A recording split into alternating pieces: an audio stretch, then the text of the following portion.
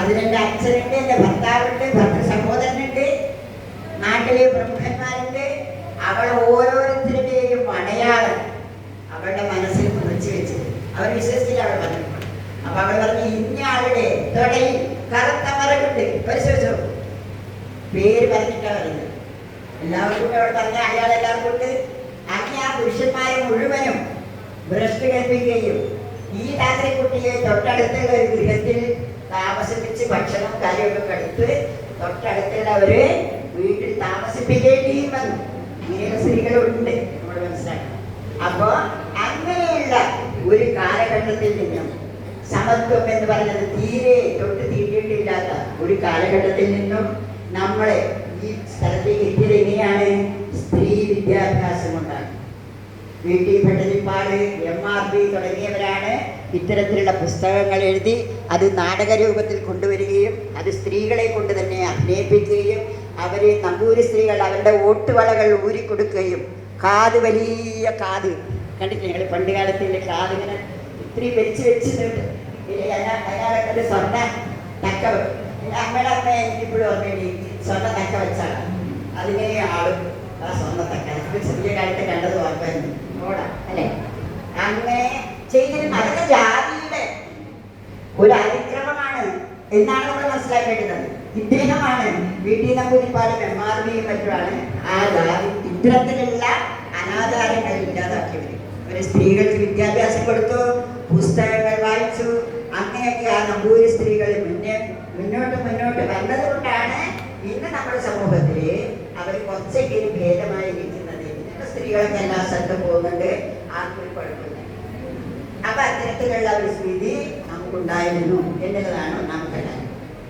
ഇനിയോ ഇതൊക്കെ പറഞ്ഞു നമ്മുടെ ഇന്ത്യയിൽ എത്ര സ്ത്രീകളുണ്ട് എന്നറിയാലോ? ഏകദേശം 340 ദശലക്ഷം സ്ത്രീകളാണ്.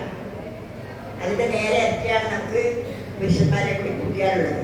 അതിൽ കൂടുതൽ നിൽക്കുന്നത് സ്ത്രീകളാണ്. 340 ദശലക്ഷം സ്ത്രീകൾക്കും വോട്ടവകാശം ഉണ്ടായിരുന്നില്ല.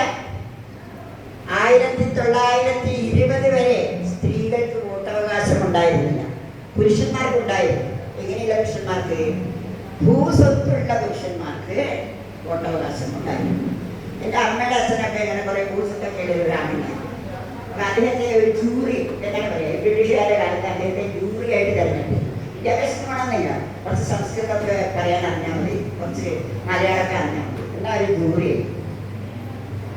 ഭൂസ്വത്തുണ്ടായിരുന്നു, അതുകൊണ്ടാണ് അദ്ദേഹത്തിന് കിട്ടിയത്. അപ്പൊ ഇല്ലാത്തവർക്ക് വോട്ടില്ല, സ്ത്രീകൾക്ക് തീരെയില്ല.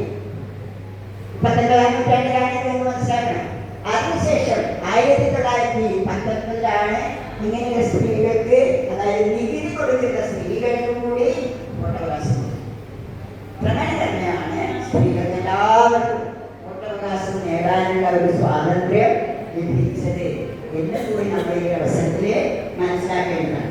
ഇനി തെരഞ്ഞെടുപ്പോ ആദ്യമായി ഇന്ത്യയിൽ നടന്ന തെരഞ്ഞെടുപ്പാണ് 1923.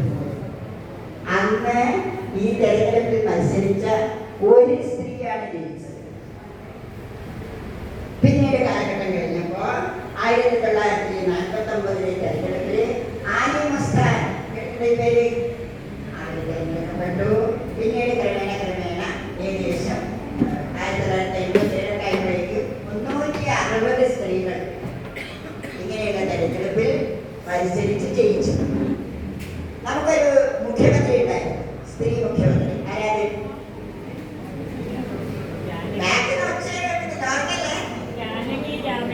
KR ഗൗരിയമ്മ. അറിയില്ലെല്ലാവർക്കും. അതിനുശേഷം നമുക്കൊരു മുഖ്യമന്ത്രി ഉണ്ടായോ? അതെന്താ ഇല്ലാത്തത്? നമ്മളെപ്പോഴായിട്ടല്ലേ?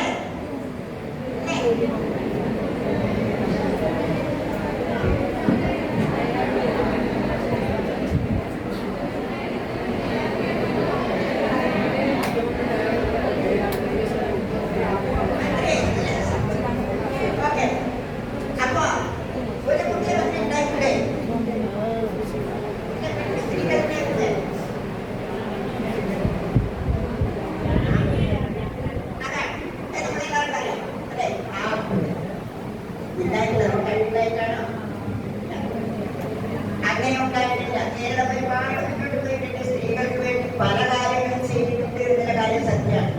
പക്ഷേ ഒരു മുഖ്യമന്ത്രി എന്നുള്ളതിനോടടുത്ത് AD മുഖ്യമന്ത്രി